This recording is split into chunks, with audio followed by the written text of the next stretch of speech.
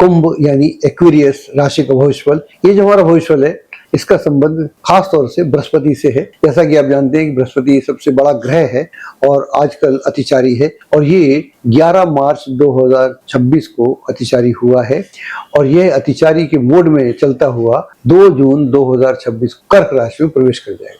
यानी 10 डिग्री जो इसे क्रॉस करनी है ये अगले 2-2.5 महीने में क्रॉस कर जाएगा।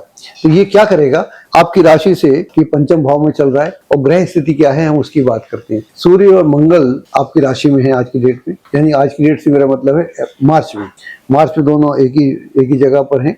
और यहाँ से कि बृहस्पति के साथ में एक त्रिकोण बना रहे हैं। त्रिकोण जो बनता है 120 डिग्री का होता है और इसको हम ट्राइन बोलते हैं। तो ट्राइन बन रहा है, जब भी ट्राइन बनेगा और खास तौर से सूर्य और गुरु के मध्य ट्राइन बनेगा तो फिर सूर्य को किस तरह की एनर्जी मिलेगी उसकी हम बात करते हैं। सूर्य आपका बैठा हुआ है आपकी राशि में, यानी आपके चंद्र राशि में, तो वहां बैठा हुआ है, तो वहां से बृहस्पति से इसका एक संबंध बन रहा है बृहस्पति के नवम पंचम में, और बृहस्पति देख भी रहा है एक तरह से।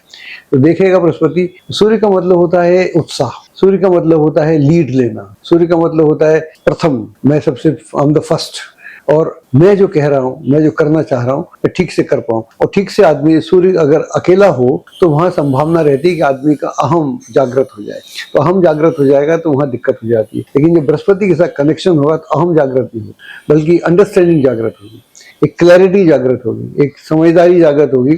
आदमी समझ के करेगा कि मुझे क्या करना है। जो वो काम कर रहा है उससे उसको लाभ तो होगा ही होगा, लेकिन उससे जो जुड़े हुए लोग हैं उनको भी लाभ होगा। तो एक आदमी का जो दृष्टिकोण है व्यक्तिगत ना रहकर समष्टि वाला हो जाता है, तो सबके लिए हो जाता है। तो ऐसी स्थिति में बृहस्पति अगर ट्राइंगल में हो, जैसा कि मैं बता रहा हूँ, तो ट्राइंगल में होगा तो बृहस्पति मदद करेगा। बृहस्पति बोलेगा आप जो करना चाह रहे हैं मैं आपके साथ। तो यहाँ आपके मनोबल को वृद्धि होगी, आप आत्मविश्वास में वृद्धि होगी और आप बहुत मनोयोग के साथ अपने कार्यों को आगे बढ़ाएंगे। और ये सारे कार्य आपके जो कठिनाई में थे उसका संबंध नौकरी से हो सकता है, उसका संबंध व्यवसाय से हो सकता है, उसका संबंध हो सकता है कि घर में अगर मान लीजिए कहीं अशांति थी, घर में कोई स्थिति ठीक नहीं थी, या किसी आदमी का, घर वाले का स्वास्थ्य खराब था, अब वो धीरे धीरे बेहतर होना शुरू हो जाएगा। तो एक राहत की बात जिसको बोलते हैं तो आपको यहाँ देखने को निश्चित तौर पर मिलेगी। इसके अलावा मंगल के साथ भी इसका ट्रायंगल बन रहा है। मंगल के साथ ट्रायंगल बनेगा तो मंगल वो फोर्स है, मंगल वो एनर्जी है जिसको चैनलाइज करना पड़ता है। आपका जो गुस्सा भी है, गुस्से को भी चैनलाइज करना पड़ता है। गुस्सा अगर नेगेटिव हो जाएगा तो आपको पतन कर देगा, और अगर आपका क्रोध संयम डायरेक्टर होगा तो वो कुछ भी कर सकता है। जैसे परशुराम का क्रोध है, तो परशुराम का क्रोध डायरेक्टर था तो उसने 18 बार क्षत्रियों से पृथ्वी खाली कर दी थी, ऐसा शास्त्रों में लिखा हुआ है।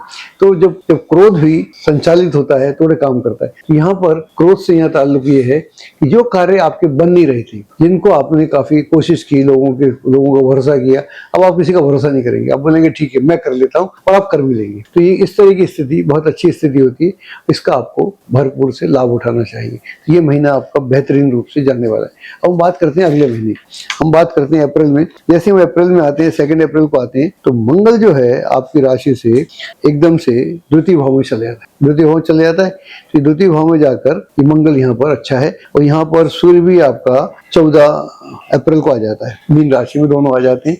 तो यह भी एक स्थिति, सुखद स्थिति है। यहाँ पर आप देखेंगे कि आपको जो भी धन से संबंधित कार्य हैं उनको करने में जो आपकी निपुणता है वो गजब की देखने को मिलेगी।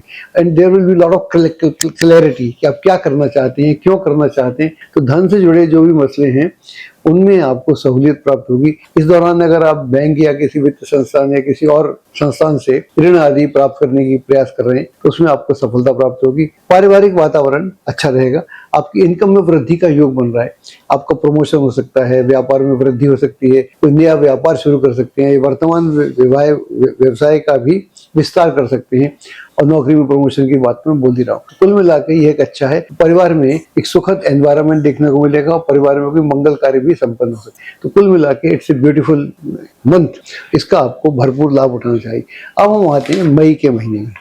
मई के महीने में जैसे हम आते हैं तो 11 मई को मंगल जो है आपकी राशि से पंचम भाव में चले जाती है, पंचम नहीं तीसरे भाव में चले जाता है, तीसरे भाव में चले जाता है, तीसरे भाव में चले जाता है मंगल। और वहाँ और ये सूर्य वहां पर 15 मई को आ जाएगा, और ये दोनों ग्रह पुनः बृहस्पति के साथ जो पंचम भाव में है उसके साथ में एक सेक्सटाइल बनाएंगे, 60 डिग्री का एंगल बनाएंगे। ये सेक्सटाइल जो होता है बहुत ही अच्छा होता है। यहाँ पर तीसरे भाव का और पांचवें भाव का कनेक्शन हो गया। तीसरा भाव जो होता है वो आपके पराक्रम का संबंध होता है, आपके कम्युनिकेशन का संबंध होता है। आप लोगों के साथ क्या चाहते हैं, आप अपने को प्रस्तुत कैसे करते हैं, अपने को प्रेजेंट कैसे करते हैं, हाउ यू प्रोजेक्ट योरसेल्फ, आप अपने आप को कैसे लोगों के सामने प्रस्तुत करना चाहते हैं, या कोई आपको प्रोजेक्ट है या कोई आपका आइडिया है, उस आइडिया को आप कैसे लोगों के सामने लेके जाना चाहते हैं। इस तरह के आइडिया को आप बहुत आसानी से लेके जाएंगे। इस दौरान में आपकी यात्राएं होना शुरू हो जाएंगी, अकस्मात यात्राएं होंगी। ये यात्राएं आपके लिए काफी अच्छी होंगी। इन यात्राओं से आपको व्यापक मात्रा में लाभ होगा। इस दौरान आपकी जो प्रतिष्ठा है उसमें भी वृद्धि होगी। और जो लोग रचनात्मक कार्यों से जुड़े हैं, क्रिएटिव क्षेत्र से संबंध रखते हैं, उनके लिए तो बहुत ही बेहतरीन समय है। आप अपनी जो क्रिएटिविटी है उसकी बिना पे अपनी रेपुटेशन बढ़ाने में सफल होंगे। इससे आपको आर्थिक लाभ भी होगा, इससे आपको सामाजिक लाभ भी होगा, इससे आपको मानसिक लाभ भी होगा, क्योंकि आपका मन बड़ा प्रसन्न रहेगा और परिवार में एक सुखद एनवायरनमेंट देखने को मिलेगा। परिवार में कोई मंगल कार्य भी संपन्न हो सकता है। जमीन जायदाद के खरीदने का योग भी बना हुआ है।